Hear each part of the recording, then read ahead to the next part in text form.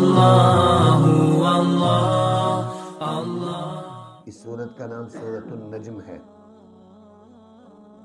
نجم کہتے ہیں ستارے کو۔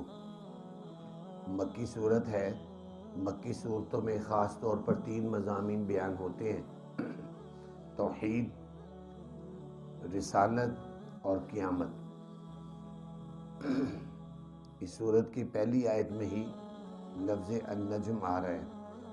اللہ تعالیٰ ارشاد فرماتے ہیں وَالنَّجْمِ إِذَا هَوَى، قسم ہے ستارے کی جب وہ گر جائے۔ گرنے کا مطلب غروب ہو جائے۔ اللہ تعالیٰ نے ستارے کی قسم اٹھائی ہے۔ چونکہ اللہ تعالیٰ خالق ہیں تو اللہ تعالیٰ خود کسی چیز کی بھی قسم اٹھا سکتے ہیں، لیکن جو مخلوق ہے، مخلوق کے لیے مسئلہ یہ ہے کہ وہ غیر اللہ کی قسم نہیں اٹھا سکتا، کیونکہ نبی پاک صلی اللہ علیہ وسلم نے ارشاد فرمایا من احلف بغیر اللہ فقد اشرک، جس نے غیر اللہ کی قسم اٹھائی اس نے شرک کیا۔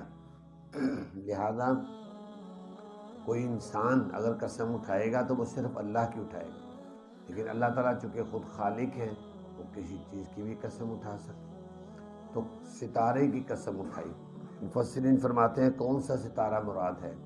ایک تفسیر میں فرماتے ہیں اس سے کہکشاں مراد ہے، جس میں چند ایک ستاروں کا جھرمٹ ہوتا ہے، اس کو سریا کہتے ہیں، اس ستارے کی قسم اٹھائی ہے۔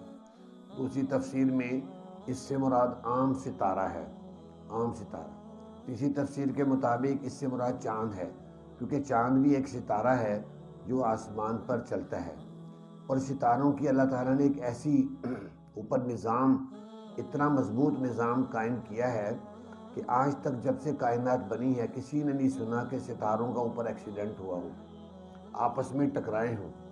زمین پر ٹرینیں تو آپس میں ٹکراتی ہیں، گاڑیاں تو ٹکراتی ہیں، موٹر سائیکلیں بھی ٹکراتی ہیں، لیکن کبھی اوپر ایسے نہیں ہوا کہ سورج، چاند، ستارے آپس میں ہی ٹکرا گئے، کیونکہ ایسا نظام اللہ نے اوپر بنایا ہے، ہر ایک کا ایک دائرہ بنایا ہے۔ کل فی فلک یسبحون، قرآن پاک میں ہر چیز اپنے دائرے میں بس گھوم رہی ہے، اس دائرے میں وہ چل رہی ہے۔ تو فرمایا قسم ہے ستارے کی جب وہ غروب ہو جائے، ما ضل صاحبکم وما غوی، نہیں بہکا تمہارا ساتھی اور نہ ہی بے راہ ہوا۔ وما ینطق عن الہوی، اور نہیں بولتے وہ اپنی خواہش سے، ان هو الا وحی یوحی، نہیں ہوتی وہ گفتگو مگر وحی جو وحی کی جاتی ہے۔ نبی پاک صلی اللہ علیہ وسلم کے بارے میں بتایا گیا کہ آپ اپنی خواہش سے نہیں بولتے، آپ کی زبان مبارک سے جو الفاظ بھی نکلتے ہیں وہ وحی ہوتی ہے جو اللہ کی طرف سے وحی کی جاتی ہے۔ ہر بات، یہی وجہ ہے کہ حضرت صلی اللہ علیہ وسلم سے اگر کوئی ایسی بات کبھی ہو بھی گئی فوراً اللہ کی طرف سے تنبیہ ہو جاتی تھی، فوراً، کہ ایسے نہیں ایسے بات ہے۔ اس لیے غزوہ بدر کے موقع پر نبی پاک صلی اللہ علیہ وسلم کی جو رائے مبارک تھی وہ کچھ اور تھی، اور لیکن حضرت عمر فاروق رضی اللہ تعالیٰ عنہ کی رائے تھی کہ ان کافروں کو قتل کیا جائے، تو وہ رائے تھی، تو اجتہادی رائے میں فرق آ جائے تو اللہ تعالیٰ کی طرف سے رہنمائی ہو جاتی تھی۔ اسی طرح نبی پاک صلی اللہ علیہ وسلم جب مدینہ منورہ ہجرت کر کے پہنچے تو وہاں وہ لوگ کاشتکار لوگ تھے، کسان لوگ تھے، اپنے پھلوں کو بڑھانے کے لیے درختوں کو قلم بھی لگاتے ہیں۔ ایک قلم بھی لگانا ایک تعبیر عربی میں اس کو کہتے ہیں کہ ان درختوں کے اندر بھی نر اور مادہ ہوتے ہیں، تو نر اور مادہ کو ملا کر پھر اس کو چلاتے ہیں تو اس کا پھل زیادہ ہوتا تھا۔ نبی پاک صلی اللہ علیہ وسلم نے فرمایا تم یہ کیا کر رہے ہو؟ ان کو دیکھا، کبھی اس درخت پر چڑھتے کبھی اس درخت پر چڑھتے، وہ تعبیر کر رہے تھے کہ جو مادہ جو درخت ہے ان میں نر کھجوروں کا وہ قلم لگا کر اس کو جوڑ رہے تھے۔ انہوں نے کہا کہ یا رسول اللہ ہم یہ کرتے ہیں، اس سے پھل زیادہ ہوتا ہے اس لیے ہم کرتے ہیں۔ تو آپ نے فرمایا اس کی ضرورت نہیں ہے، اللہ تعالیٰ ویسے ہی پھل کر دیں گے، اس کو نہ کرو۔ انہوں نے کہا ٹھیک ہے یا رسول اللہ جیسے آپ کہتے، تو انہوں نے نہیں کیا۔ اس سال پھل کم ہوا، مطلب جس کی اگر 20 من کھجوریں ہوتی تھی 10 من ہوئی، کسی کی 5 من ہوئی، تو انہوں نے آ کر نبی پاک صلی اللہ علیہ وسلم کو بتایا یا رسول اللہ آپ نے ہمیں تعبیر سے منع کیا تھا تو ہم نے اس سال وہ تعبیر نہیں کی تو ہمارا پھل کم ہوا ہے۔ تو آپ نے پھر ان کو بتایا کہ جب میں تمہیں کوئی ایسی دین کی بات بتاؤں فَخُذُوهُ، اس کو تو لے لو، لیکن جب دنیا کی کوئی بات کہوں تو انتم عالم بامور دنیاکم، تم اپنی دنیا کے معاملوں کو بہتر سمجھتے ہو، اس کو خود ہی دیکھ لو۔ دین کی بات جب میں تمہیں کوئی بتاؤں تو اس کو لو، اس کو لے۔ تو نبی پاک صلی اللہ علیہ وسلم جو بات جو ہے اللہ تعالیٰ فرما رہے ہیں کہ آپ کی زبان مبارک سے نکلی ہوئی بات وہ وہی ہوتی تھی۔ علمہ شدید القوا، سکھاتے تھے آپ کو شدید طاقت والے، طاقتوں والے، ذو مرت، طاقت والا، یعنی حضرت جبرائیل، وہ آپ کے پاس وہی لے کر آتے تھے۔ فاستوى وهو بالافق الاعلی، پھر وہ قائم ہوا اور وہ بلند کنارے پر تھا۔ ثم دنا فتدلی، پھر قریب ہوئے، پھر اور بھی قریب ہوئے۔ فکان قاب قوسین او ادنی، پھر ہو گئے وہ اندازاً 2 کمانوں کی مقدار یا اس سے بھی زیادہ قریب۔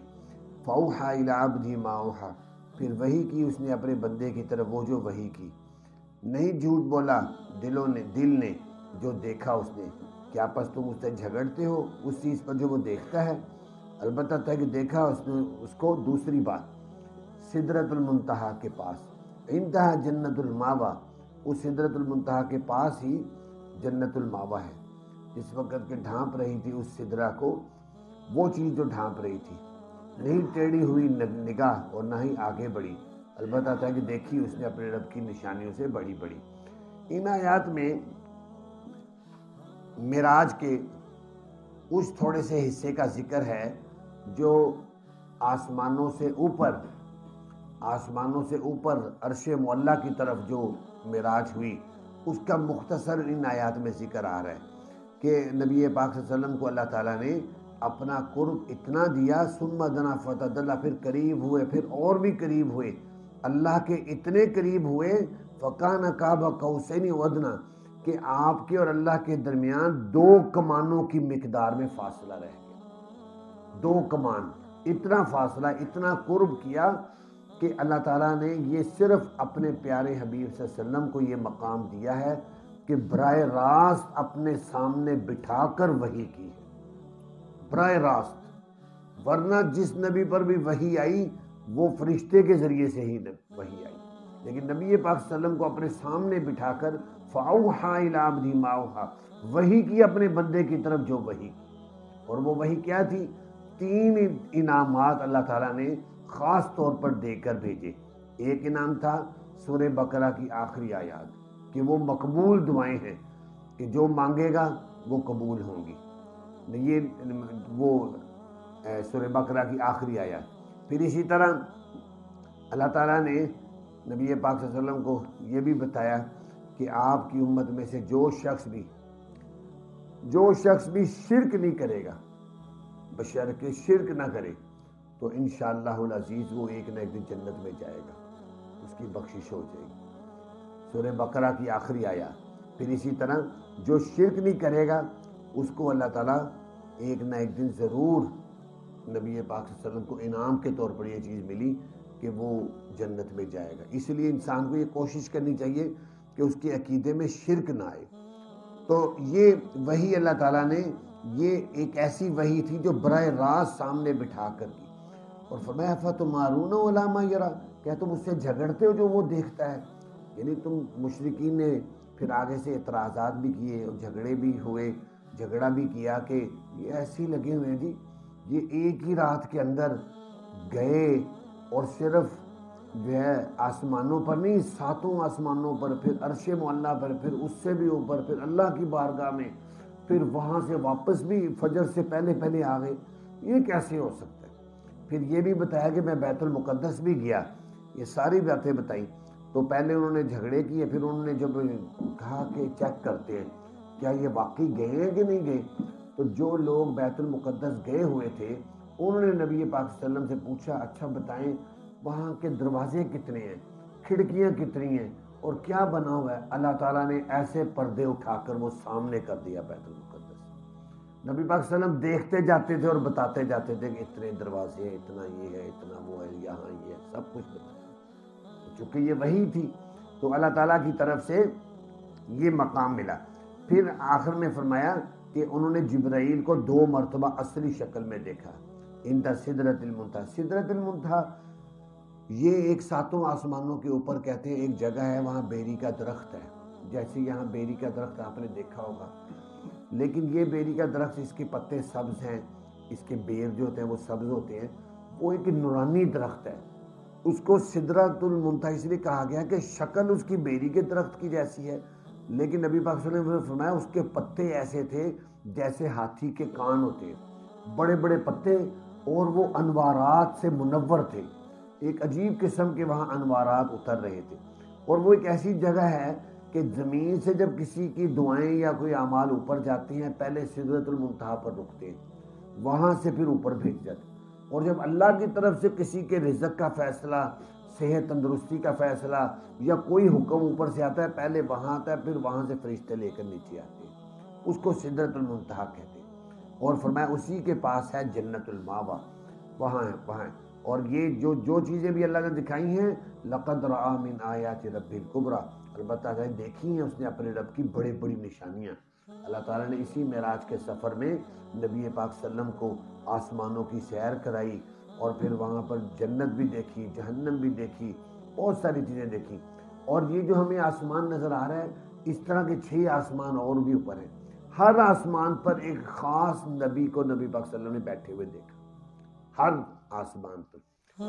ایک پہلے آسمان پر حضرت آدم علیہ السلام کو ان کو دیکھا، پھر دوسرے آسمان پر عیسیٰ علیہ السلام کو، تیسرے آسمان پر یحییٰ علیہ السلام کو، چوتھے آسمان پر ادریس علیہ السلام کو، پھر 5ویں آسمان پر حضرت ہارون علیہ السلام کو، 6ٹھے آسمان پر موسیٰ علیہ السلام پر، اور 7ویں آسمان پر حضرت ابراہیم علیہ السلام کو دیکھا کہ وہ وہاں بیٹھے تھے۔ تو یہ آسمانوں پر دیکھا، یہ اللہ تعالیٰ نے اپنی قدرت سے جو اپنے پیارے نبی پاک صلی اللہ علیہ وسلم کو یہ مقام اور عزت عطا فرمائی۔ تو مختصراً جو ہے ان آیات میں اس کو دکھایا گیا، جھلک وہ بتائی گئی ہے، باقی تفصیلات جو ہے احادیث کے اندر ہے۔ اللہ تعالیٰ سے دعا ہے اللہ تعالیٰ ہمیں قرآن پاک کو سمجھنے کی توفیق دے۔